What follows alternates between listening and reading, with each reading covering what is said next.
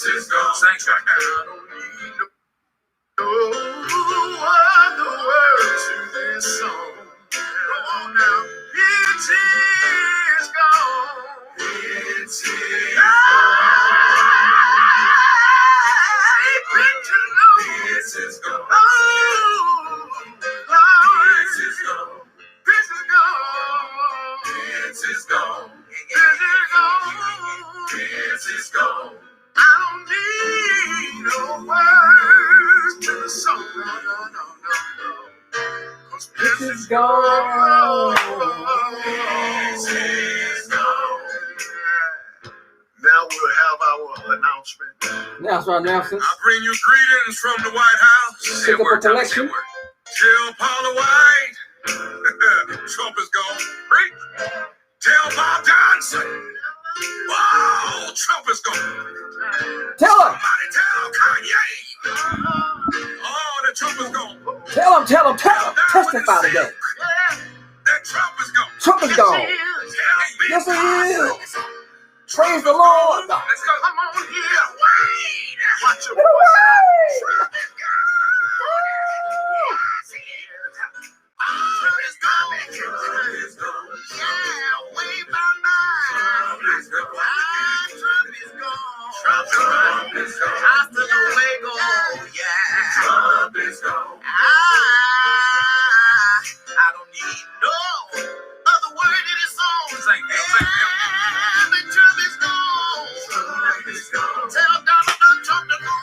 Trump is gone. Him and his toothpaste, tell him bye-bye. Him and his toothpaste, get out there. Oh, yes. Trump is gone. Praise the Lord. Somebody go ahead and peel that orange up out the door. Trump is gone. We don't want to see him no more. Trump is gone. Said I don't need no other word in this song. And Trump is gone. Ain't no lie. He's gone. Bye. Make way for Biden. Yes, it is, Lord. Praise you, Jesus. Thank you, Jesus. All right. A year review. I had to start you guys off with something kind of, enlightening. Because, I'm going to talk about this year in review, man. And wow, I mean, it absolutely been a terrible year. So yeah, start with a little humor. I was only serious when I played that. Orange Man is gone. Yes, he is. Y'all know who I am. Richard Harrison, Kingdomhood Conversation. Back for another week. This is gonna be my last show for the year. Because next week I think is Christmas coming next week. Week after that is Week after that is gotta slow down my talk. Week after that is New Year's. So I'm just gonna go ahead and wait until next year to see you guys again. I'm gonna be going on BuzzFeed and also Apple Podcasts as well. So we're gonna be expanding. So it's gonna be a good thing. And looking forward to what 21 has to bring, because we all know that 2020 was a serious challenge for all of us. So before I get in the show, hold on one sec. I just want to give people more time to chime in, and I want to make sure that you guys can hear me loud and clear. Hold on 1 second. 1 second, guys.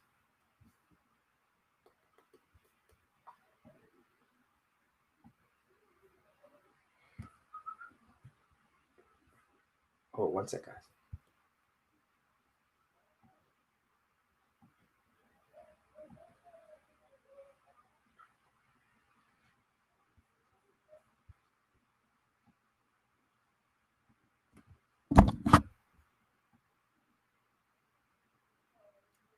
Testing 1, 2, 3.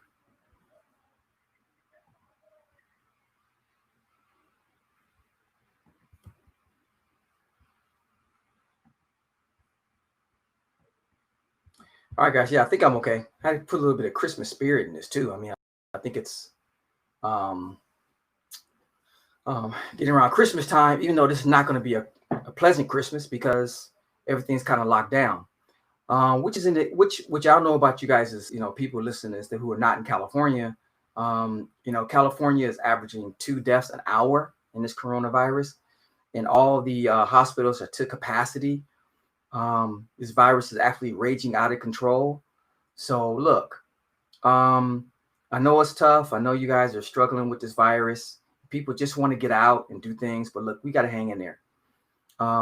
Luckily, the virus hit the market. Well, and we're going to talk about that in a little bit. It hit the market, but it actually didn't hit the market. Strange. But we had record high numbers in the coronavirus. And, but, you know, Dr. Fauci and all the propeller heads in the medical industry talked about this, the ones with any sense that believe science and that believe, just have common sense, said that in the winter it was going to get better. I know Dr. Fauci is one of the ones who really said this, and he was spot on with that. It has gotten absolutely horrific. And where is Orange Face 45? Nowhere to be found. You know why? You know why he doesn't? Well, no, I take that. Excuse me for misspeaking. He's on Twitter, because we're dealing with the Twitter president.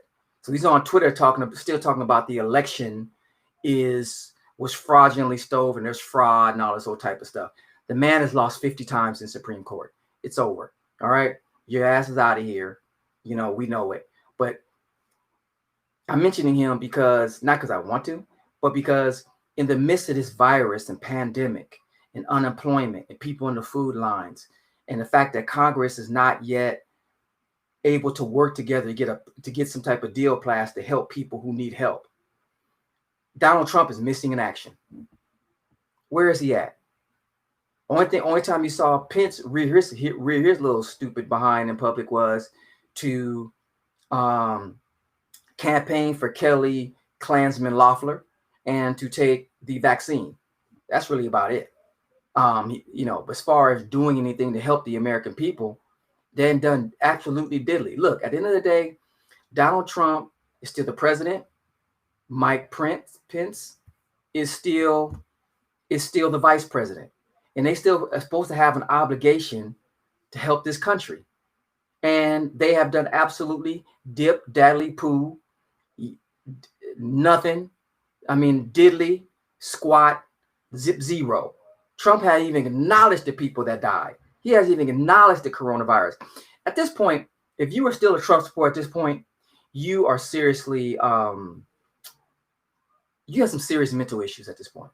You know, you are so wrapped up in your white supremacy or you're needing white people's validation because you're a Sambo and you need white people's validation, where you supporting a man who clearly doesn't care about America, who clearly doesn't care about the deaths, who clearly doesn't care about the people who are being affected, and just the overall devastation that coronavirus is having on society, the economics, you know, people emotionally, and you don't even say a word.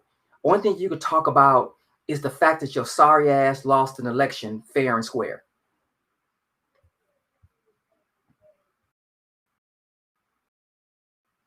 Okay, sorry. All right.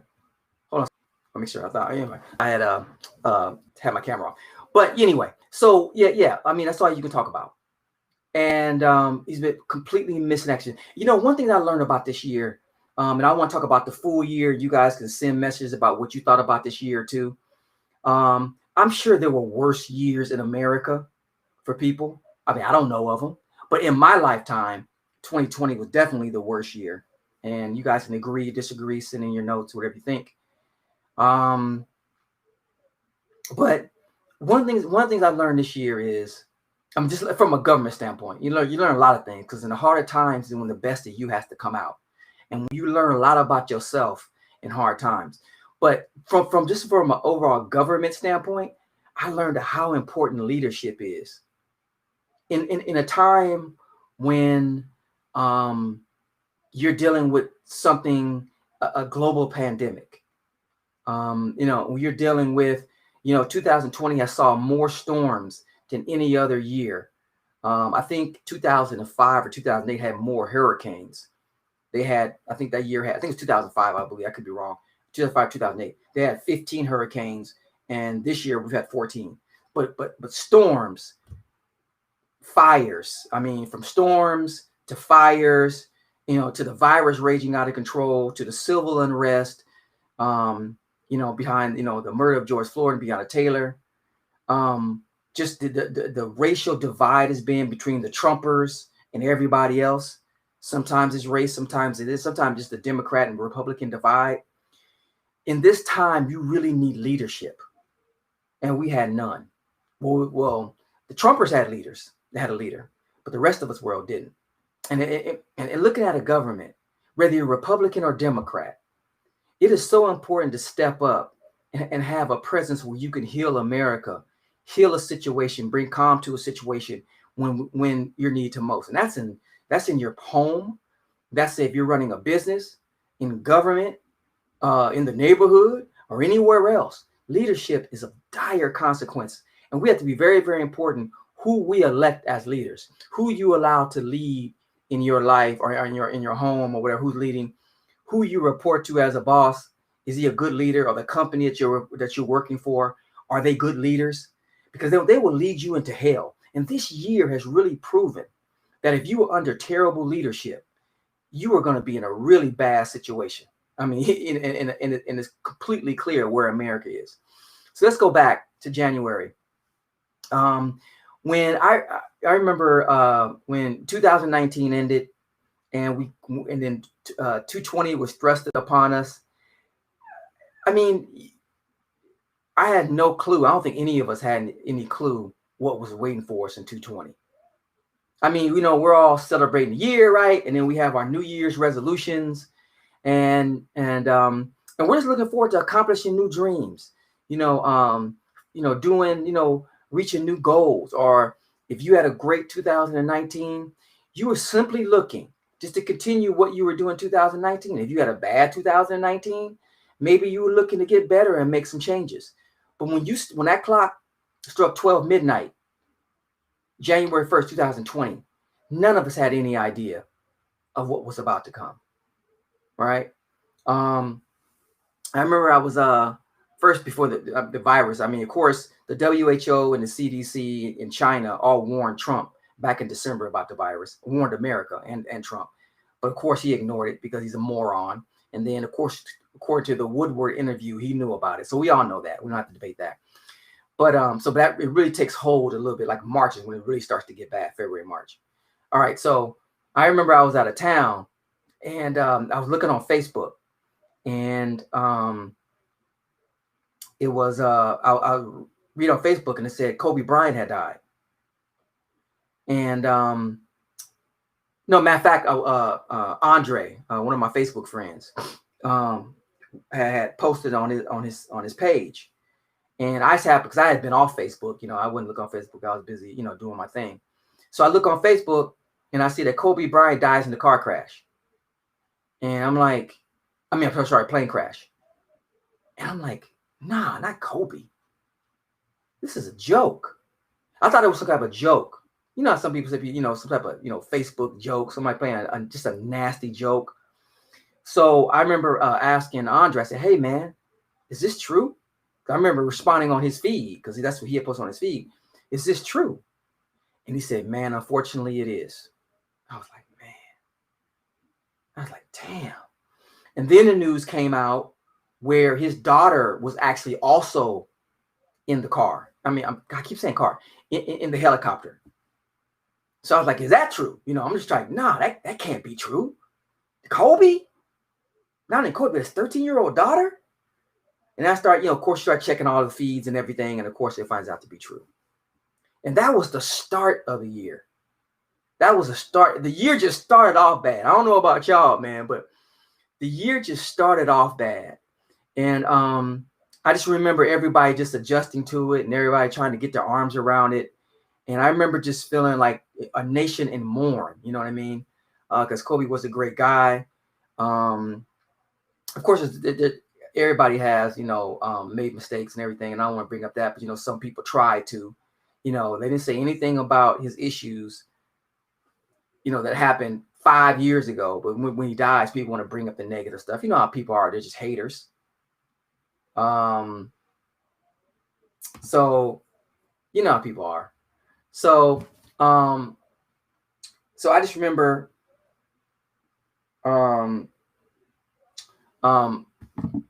just seeing,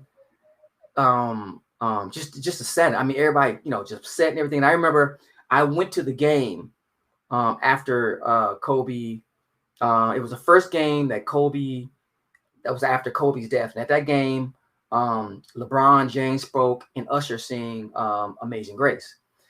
And I remember LeBron speaking and Usher singing. And I'm telling you, there wasn't a dry eye in the Forum. In the Staples Center, back at the Forum. In the Staples Center. Wasn't a dry eye in there. And it was everybody was in such disbelief that this man had died, so young. Okay. So, we're dealing with that. And, if Kobe was going to die in 2020, January was the good time to die. Because if you'd have died in April or something like that, his family wouldn't have been able to go to his funeral. And I think that this is something that is example of all the other families who had lost loved ones throughout 2020, people who had babies and all that stuff that couldn't go see. Oh shoot! Decline. People that couldn't actually go see their loved ones, or couldn't actually see their babies being born because of the coronavirus. So we knew it was a bad. We knew that it was just going to be bad, and it was just getting worse and worse. And after the Kobe death, things just seemed to tumble. And I don't know if he was just more that a sign that maybe God was giving us to come, and God chose to take him in January, opposed to March. I don't know. I mean, of course, God has his way of working, but he was able to have, his funeral, in the Forum, and all the people were able to show up and everything. And it was able to be a celebration. There's a reason why he went in January and not in June, because if he went like in June, it wouldn't have been as momentous an event if it happened in January. Now, I mean, of course, you never want to die, but I'm talking about as far as the way they were able to celebrate him and his way of going. Look, because you got Chadwick Boseman that died as well this year. And you got Tiny that just died here recently. And you also got Pop Smoke that died as well. These are other people who passed, their families couldn't even attend their funeral, and they couldn't even been celebrated. So it's just the year just started to evolve. And so then here we go in February. And then we really see the virus start to take off. It starts to spread. It started in Wuhan, China, that we know of. We don't know for sure that it started in China. That's what people say. Some people say it started in Europe. We don't know. It doesn't matter where it started. Anyway, it's here. Okay. This virus is thrust upon America, American conscious, and nobody's prepared for it. We're not prepared for it. We had systems that were prepared for it, but Donald Trump either defunded them or dismantled them because he had a problem with Obama. He left us just butt naked out in the cold to deal with this virus by ourselves. Now, I know that hurts people's feelings. And I know Trump supporters, it offends them. I get it. But that's just the fact. Just do your own research. You can check the timeline that the WHO and the CDC warned Trump about this virus, and he ignored it. And, you guys all heard the Woodward interview. So anyway, and then he says the Democratic hoax and the Republicans are not buying into it.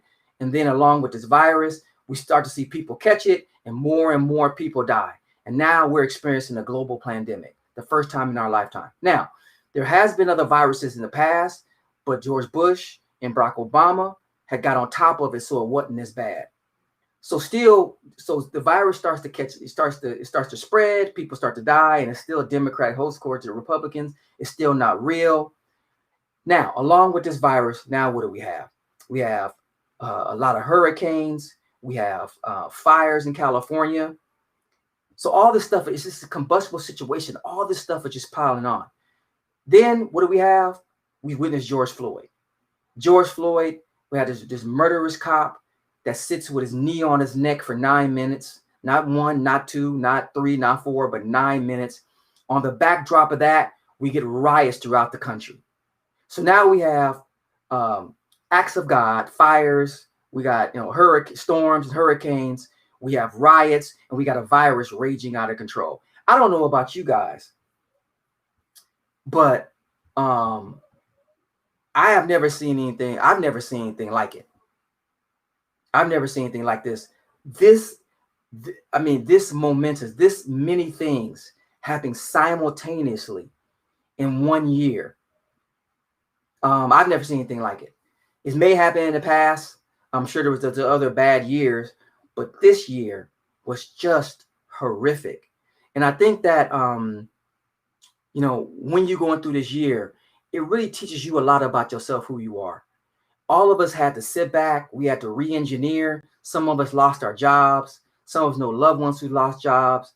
Some of us were affected by the virus and, lost family members through the virus. And we really had to take a look back at who we were.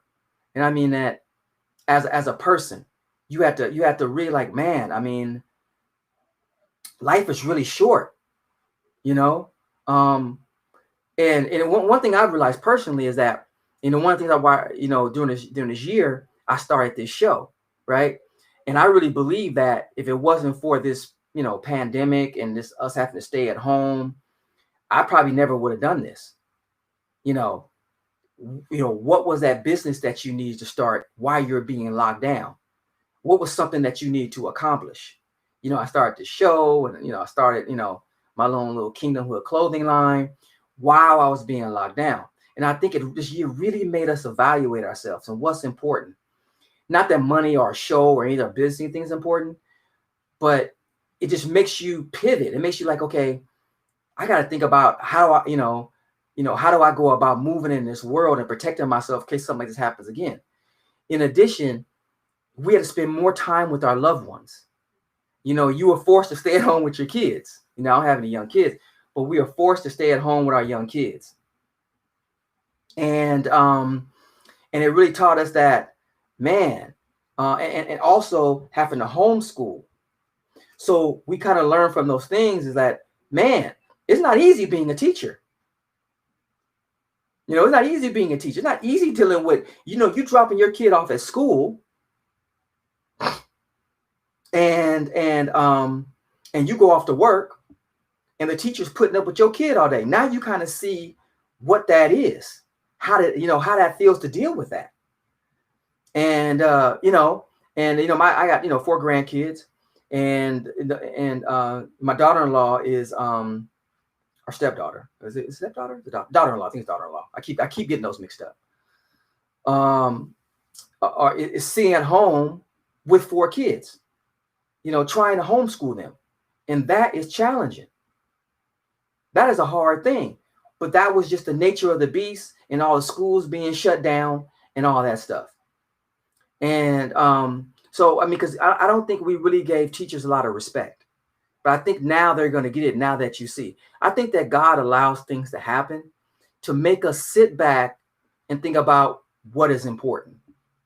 If you notice, I was thinking about this, throughout this virus, that now that we have a virus, right, and you need everything clean, the janitor is just as important, is actually more important than the CEO. Didn't the Bible say the last will be first and the first will be last? People used to look down on janitors. Oh, look at that. Oh, he a janitor. Women, hey, look, he a janitor. He ain't nothing. You ain't saying that now. Because any facility you go into, you're going to want that place cleaned, sterilized, wiped down, disinfected, whatever. Who does that? Not the CEO, not the VP of this, not the senior vice president of that, not the owner of that. They ain't cleaning a damn thing. It is the janitors, the people that we look down on because they weren't to your standard, are now the most important people on the market today. A garbage man. You may have looked down on garbage men. Yeah, I bet you ain't doing it now. You got stuff in that garbage that you want to get out of your house, that you want to get, out of your business, that you want to get everywhere. It's these people who are most important. And, so it ain't the people with the C's behind their name or the letters behind their name. Let's say doctors and first responders. That's different. But besides that, you ain't all the man no more. You're not that important. I don't care if you CEO, whatever, owner of this, owner of that. You look at, like, for example, the CEO of 24 Hour Fitness. He's important, right? I guess he is, but he can't open that gym. Why? Because they can't keep it clean. Why? Because you got to hire janitors. You got to hire people that you just look down on to keep your business thriving. And a lot of those janitors are minorities, blacks, Latinos. A lot of them I've seen it, like for example, 24-hour Latinos keeping that place clean. Now there's some, of course, there's some white people that own janitorial services, and there's some black people. I know some black people that own janitorial services that have Latino people that work for them. How important are they now? Everything happens for a reason. 2020 was a devastating year, but it was for a reason, to get America, because America has, when you look at society, when you look at education system, when you look at culture, when you look at a mindset of a particular race just a mindset of a particular race, it's all grinded. It's all rooted in the society that is built within. America was built on a nation of superiority. We think that we are better than everybody else because America has a white supremacist mindset to the rest of the world. We just do. We just do. That's just what it is. We just do. We think we're better than everybody else. Now, if you did any research on foreign policy, you know that we are dirtier than than Iraq, Iran, Afghanistan, and any of those countries over there that we attack because we feel like attacking. If you ever studied foreign policy in the Middle East, you know that America supports terrorism to promote their geopolitical agenda. We support Saddam Hussein. We supported Osama bin Laden. We supported Saddam Hussein when he was fighting Iran in an Iraq-Iran war between 1980 and 1988, because we knew the Ayatollah Khomeini, which was over Iran, supported Russia, and we were worried about, and we didn't like Russia. So we've done a lot of dirty stuff to support the very countries that they promote to you on the news that are all the bad guys, the terrorists. And one thing I always say about this terrorist thing, I'm gonna get off this because this is not a part of this conversation, but you have to ask yourself, if you have the Hezbollah, the Al-Qaeda, the 𝐷𝐿, and any of these other terrorist groups gonna challenge America, that's like Woody Allen challenging Mike Tyson for the heavyweight championship of the world. For Woody Allen to get in that ring with Mike Tyson, he must be really pissed off. Mike Tyson must have done some messed up stuff to Woody Allen to make him mad enough to want to challenge a superpower like Mike Tyson. That's what you need to think about terrorism. Okay, that's what you need to think about that. Why in the hell would a terrorist group is going to attack the most powerful, richest military superpower in the whole world unless they mad about something? And if you notice, before we start doing business in the Middle East, we didn't have any terrorist attacks until we start trying to control those people's oil. Anyway, I know I got off on a tangent, but just we have that type of mindset. And I think this was definitely a reset for us. Now, the rest of the world dealt with the virus as well. And that's not really what my topic of my concern. I'm concerned where I live, and that's here in America.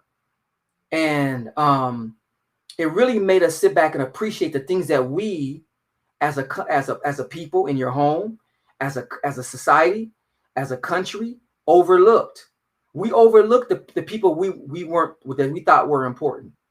We overlooked the things that we thought were important. And this year made you realize what was important. It made you realize that the person, that you don't tell the people you live with that you love them enough. That you don't respect and understand how hard it is for the teacher to have your badass kid for 8 hours. All right. We disrespected the blue collar worker because he didn't have a college degree or he wasn't educated. He wasn't as important as the CEO of this or the CEO of that or the president of this. We had to do a reset and realize that we need to humble ourselves and make sure that that we humble ourselves and that we treat everybody the same, man. Whether they're janitor, or rather the CEO, they all put their pants leg on one leg on at a time, man. We're all struggling. We all got issues. We're all a child of God. We've all failed and fell short of the glory of God at some point. I don't care what your title is, how much money you got, where you live, none of that. We all have, challenges that we deal with on a day in and day out, and we need to treat each other equally. We saw on the backdrop of the George Floyd murder, where America was pretty much in an uproar over this black man being pretty much murdered. Was George Floyd the first horrific murder? No, it wasn't. No, it wasn't. You're talking about, and I've talked about this several times in my show, in previous shows. Well, the cops have been around since 1704, and they've been murderers ever since then. The cops supported slavery. They supported Jim Crow. They supported white supremacy. So there's been more horrific murders than George Floyd.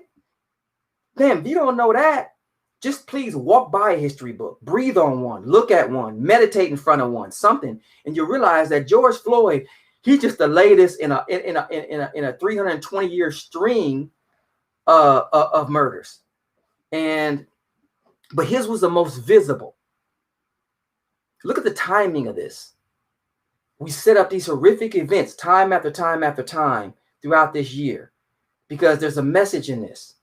You can't, if you go through 2020 and you haven't gotten a message, something hasn't spoke to your heart, your spirit, your mind, to do different, to think different, to look different, to walk different, to talk different.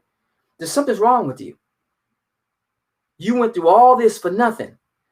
We got to come as a society, as a country, as a people. We've got to come out of this better. We have got to come out of 220 better. Okay? When 21 hits, we got to be reflect on, we got to be so much better than we were in 2020. Now, look, we got a new president. Biden's going to take office, and thank God for that. Because Trump is just not doing a damn thing about nothing. So we got 34 days left of that clown. And we still got this virus raging out of control. So we know that 2020 is going to spill over in 2021. We already know that. Because look, we have an economy that the worst has been since 2008. We got this virus. We got people in food lines. Unemployment is raging out of control. And then and all the damage that Trump has caused since he's been in office and what he's doing now since he lost the election. Okay. All that's going to take years to repair, but the government is a separate issue. The government's going to do their thing. We're going to do our thing. We don't simply depend on the government to do anything. But in this situation, it shows you how a lot of people are really depending on the government for help. And the government has just pretty much just failed us. So hopefully when there's new administration, and if we get Georgia, this is why down ballot voting is so important. You talk about your vote don't matter. Well, if your vote don't matter, then why the hell people try and take it from you, like the Republicans? You can look at my previous shows, and you had all the states in the South that were doing voter suppression, trying to stop black folks from voting. If your vote is not important, then why the Republicans don't want you to vote? Think about that for a sec. I do get people's pain with the Electoral College because you don't actually elect the president. The Electoral College does, and I get that. I understand that. I get that. But down ballot, your county commissioners, your mayors, your lawyers, your representation in the state, your representation in Washington, that's directly on you. That's directly on your vote. Okay, and I think, for people who think that voting doesn't matter, I think Georgia is showing you that voting matters. The whole country, all eyes is on Georgia. Why? Because if you've been paying attention, if Warnock and Ossoff win, then we have a 50-50 tie in the Senate.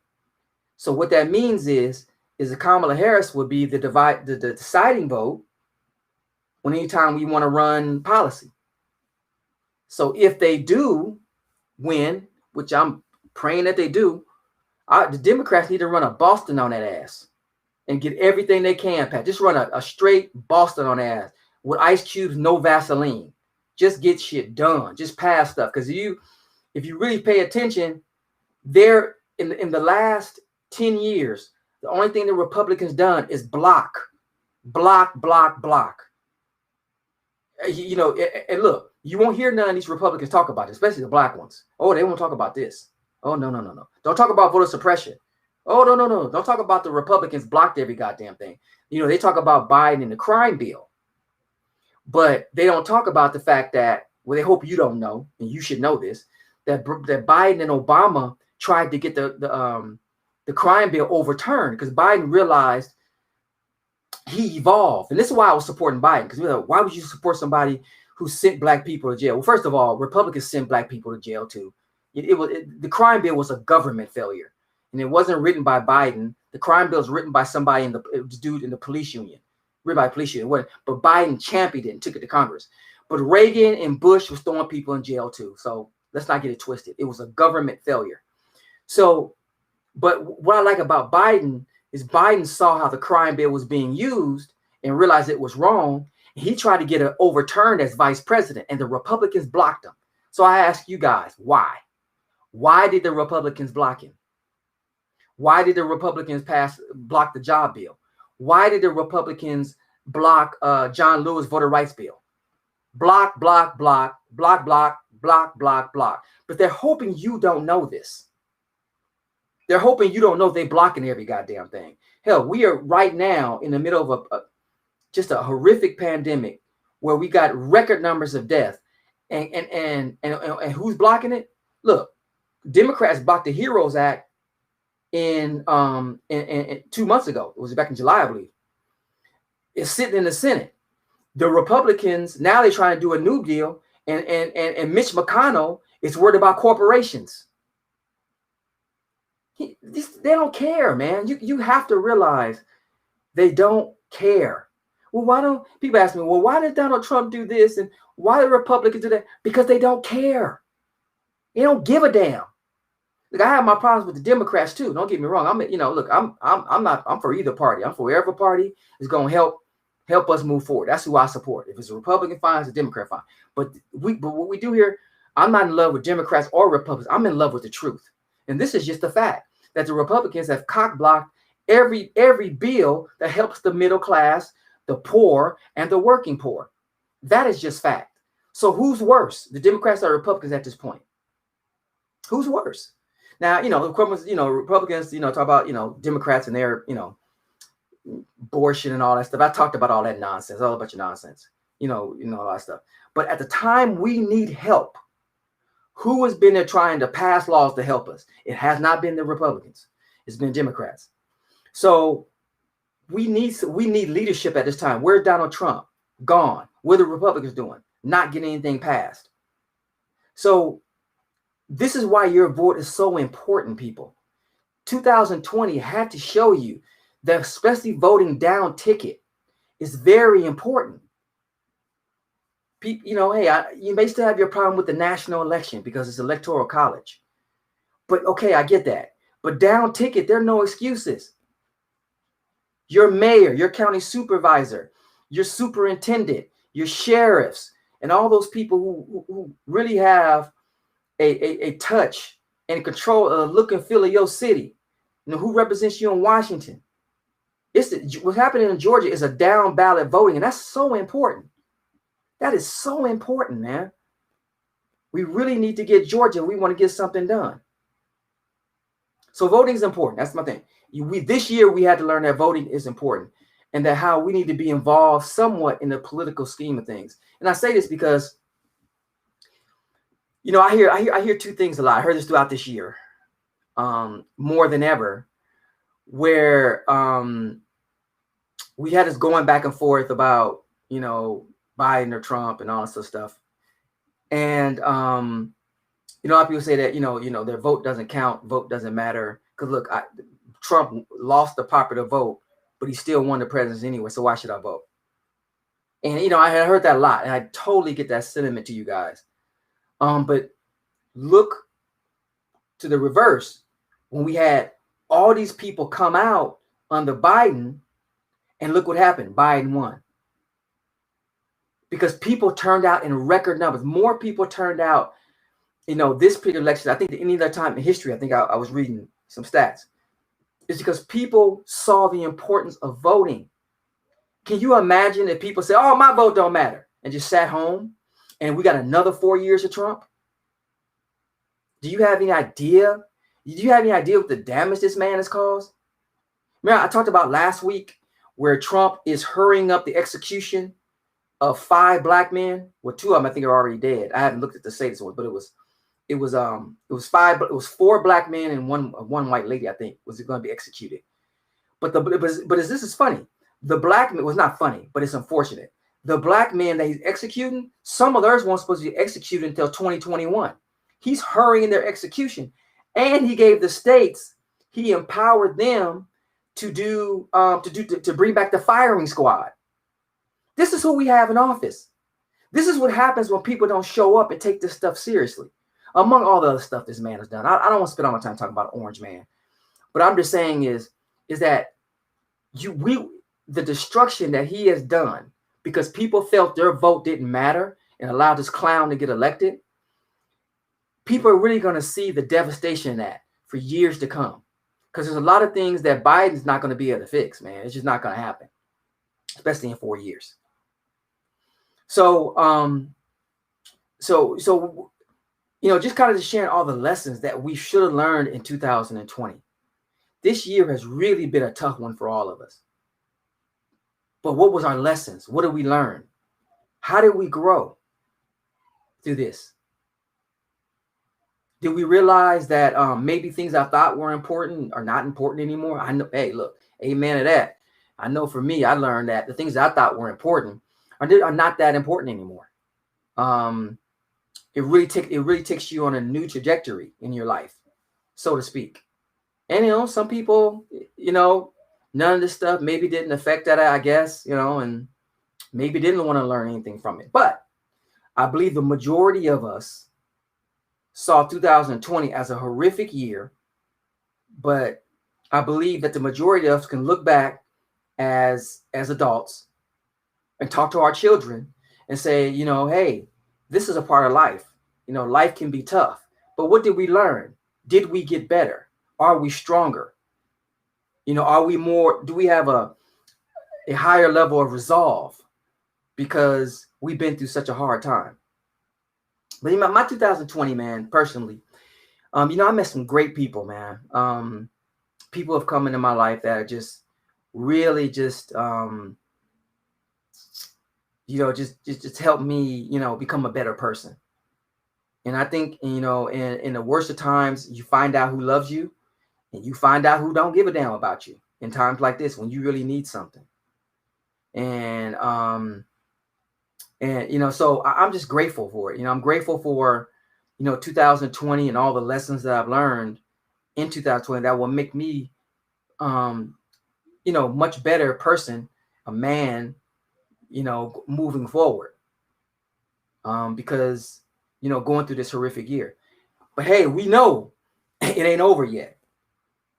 It's not over yet. This virus is just still devastating America, but we do have the virus. I'm sorry, the virus. We do have the vaccine that's out.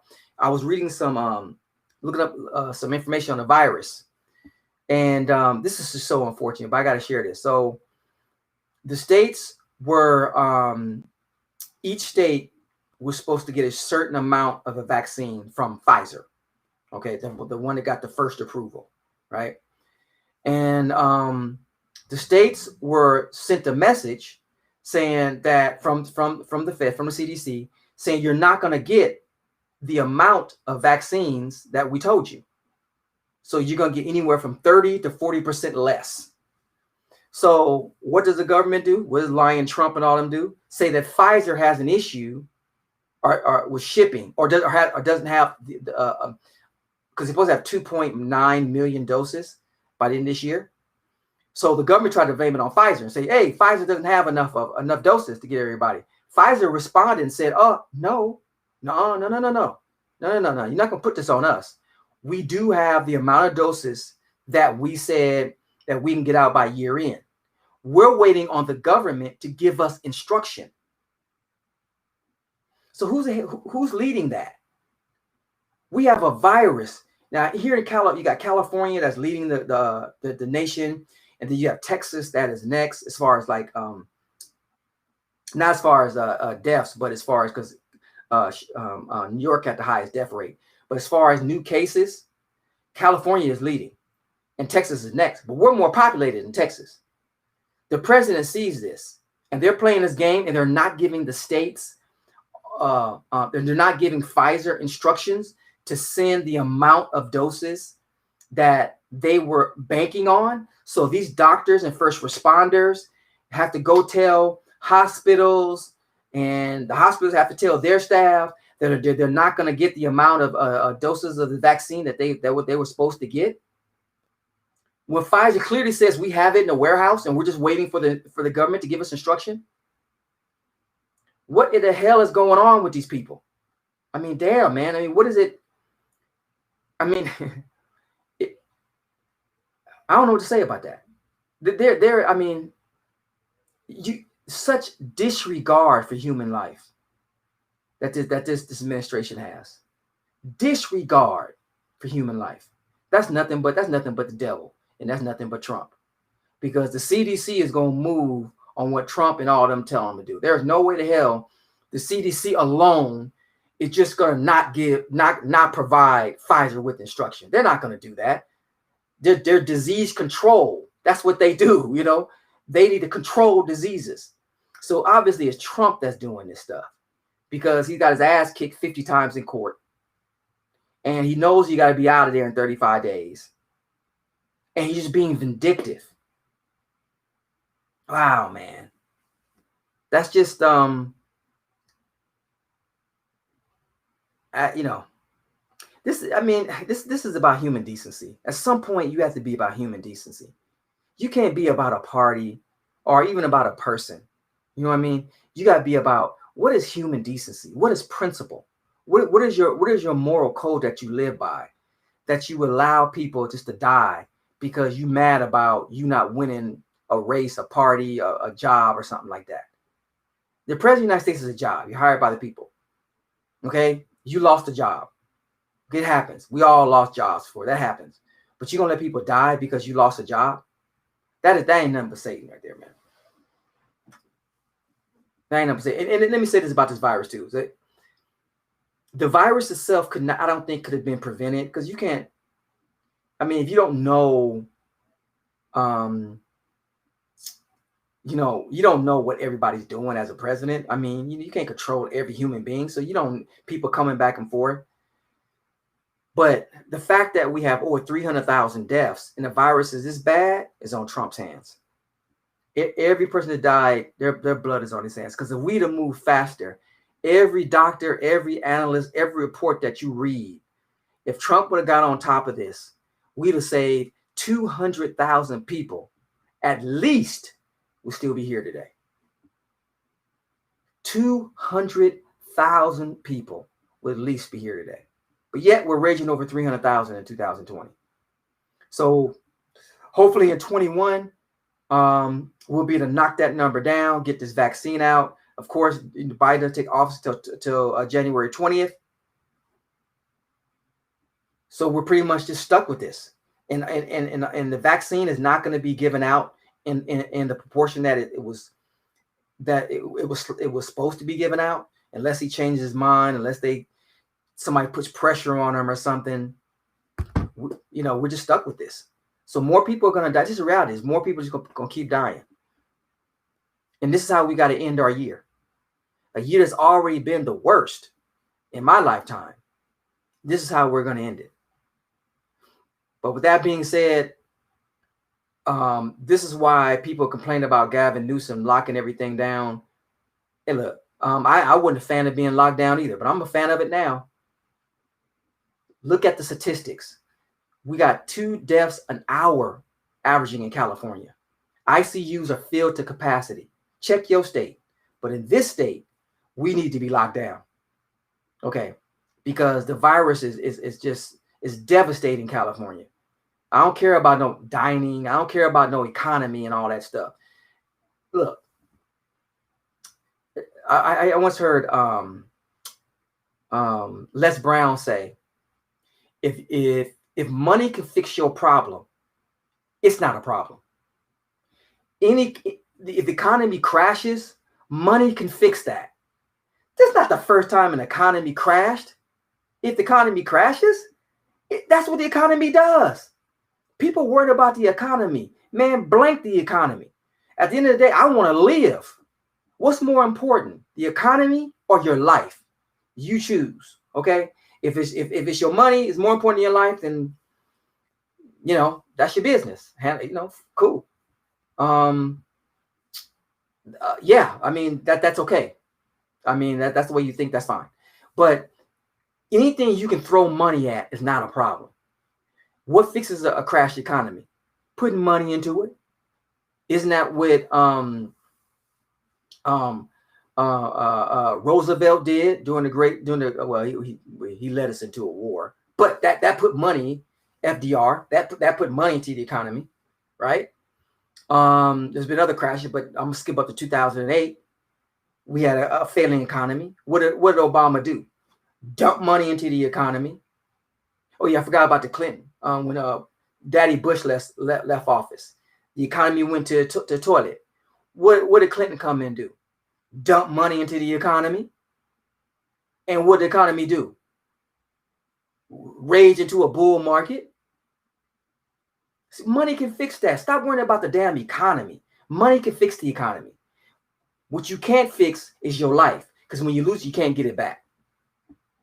And they're saying there's going to be long-term, for some people, there's going to be long-term side effects from getting coronavirus.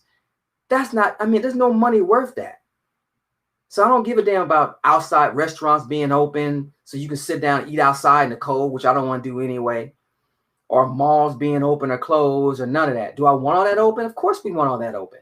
But when I weigh what's important to me, a restaurant being able to sit at a restaurant and sit outside in the cold, or even sit inside a restaurant, doesn't mean shit to me. It really doesn't. What it means to me is getting this virus under control so people can live. And I hope you guys are in that same space. So 2020, let's just let it be. We got another 10 days, 14 days for this economy. I mean, for this year. And then we're out of it. We're out of it. Now, the beginning of 2020 is going to be much of the same. I mean, 2021 is going to be much of the same, because Orange Man is still going to be president. The economy is still going to be what it is. The virus is still going to be what it is when we leave 2020. But what is the difference between leaving 2019 into 2020, then leaving 2020 and going to 2021? Is we've learned some things now. We're smarter people. We were caught off guard by this virus last year. Early this year. We were caught off guard. We're not off guard anymore. We know what it is. We know what the virus is. We know what we're dealing with. So we have to be smarter. Going into 21, we got to be smarter. We got to be better. We gotta wear a mask. We gotta social distance. Okay? Because we're smarter now. We believe you're a believer now. A lot of people, some of these Trump supporters still don't believe it's a virus. They still don't believe that the virus is real. It's don't, yeah, anyway. So, but we as people, the smart people, the people with a brain, that are not walking around like the living dead, we know that the virus is real. We respect what's going on, and we're going to live accordingly. So, yeah, that's right. So we know now. There's no excuses for us. But I do believe, on a positive note, 2021 is going to be much better. You know why? Because we're going to make it better. We're really a divided nation right now. So Trump, when he leaves office, make no mistake about it, he had 2 million people that voted for him. Those 72 million people still love Trump, even when he's out of office. And he still can cause major problems. Of course, he can't do anything from a power standpoint as far as law or policy, thing like that, obviously. But if you have the control over a certain amount of people, you can cause disruption. And I think that's what he's going to do. That's why I'm hoping the feds go, not the feds, but the state goes after his ass, because he can, he's trying to pardon himself and all, or have. I think what he's going to do is resign as president, and then let Pence pardon him, and then move Pence up to president and have Pence pardon him. That's what I think he's going to do. But I could be wrong. And I also think when he's going to start a media company, because he's not going to, because once he leaves office, he's just a regular person. So Twitter can block his ass from saying all this old stupid stuff he's saying. So he might start a media company and cause a lot of issues that way.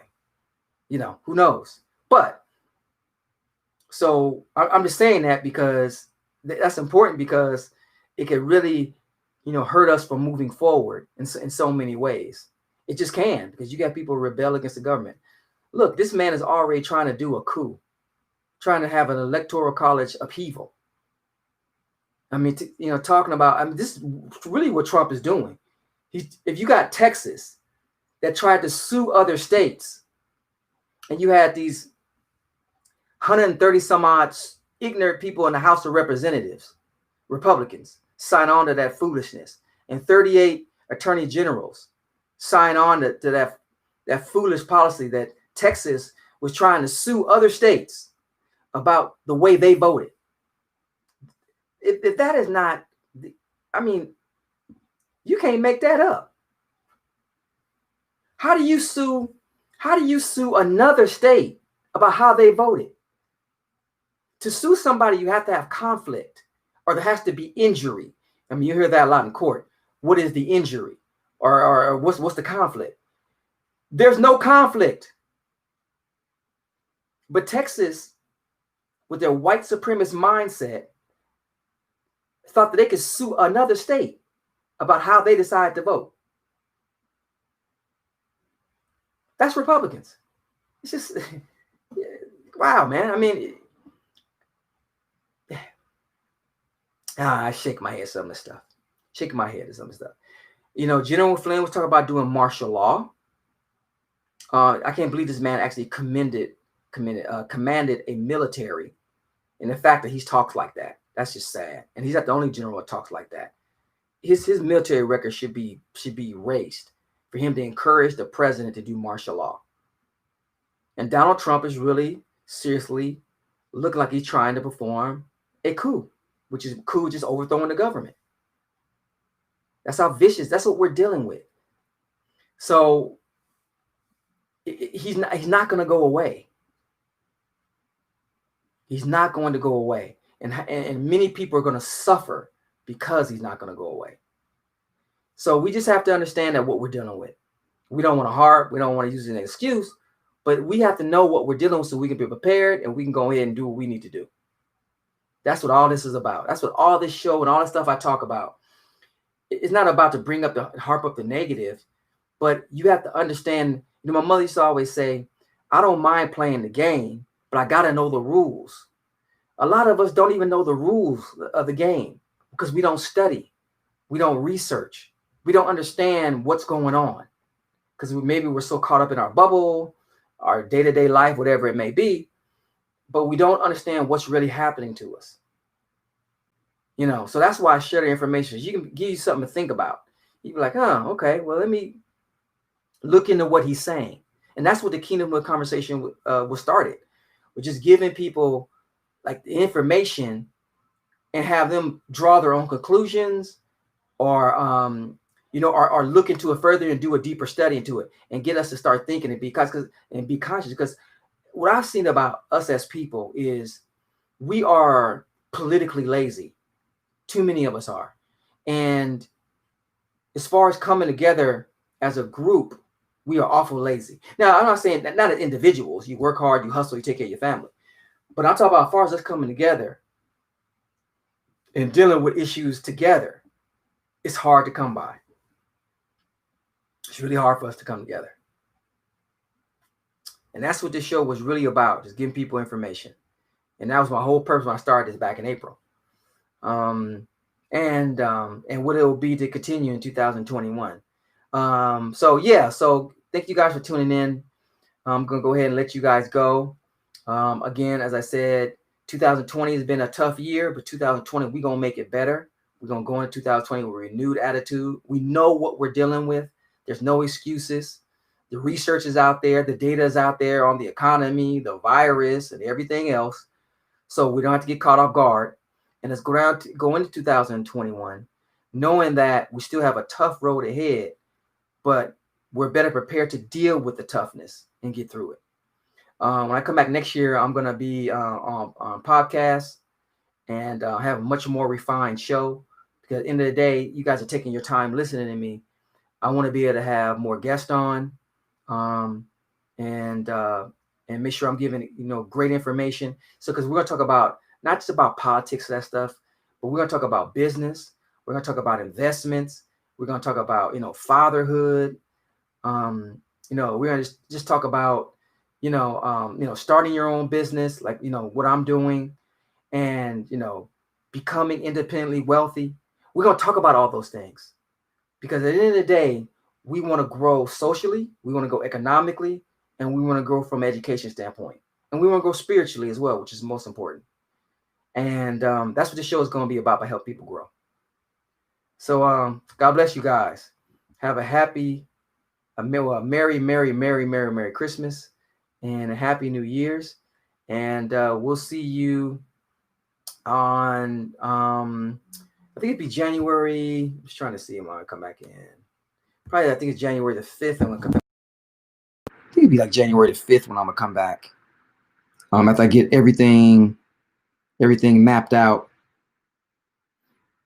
Yeah. Well, no, actually, January 8th. Yeah. So I'll be back on January 8th with a new and redefined show and take us into 21 and making us all grow and get better and become, better at whatever we want to do. So God bless you guys. See you next year. Merry Christmas. Happy New Year. Stay positive.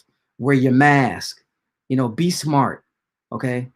And let's get out of this year, get rid of the damn president, and let's move forward. God bless you all. See you next year.